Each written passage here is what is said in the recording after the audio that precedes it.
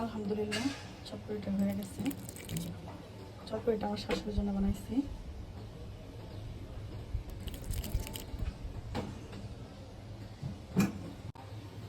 এখানে আমি একটু শসা কুচি দিলাম, কারণ চটপটির সঙ্গে শসাটা অনেক ভালো লাগে।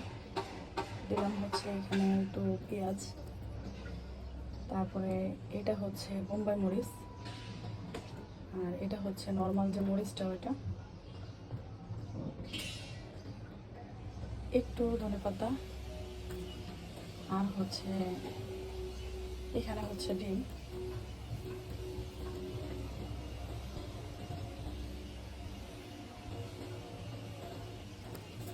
আর এখানে দিব হচ্ছে রেডিমেড ফুচকা।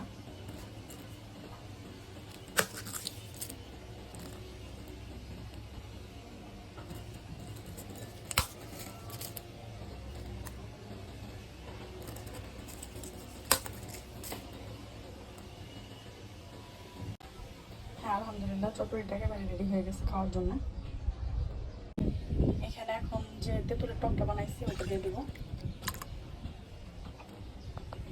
এখন টকের উপরে একটু পেঁয়াজ দিলাম, তারপরে হচ্ছে একটু ধনেপাতা, একটু কাঁচামরিচ। ওকে।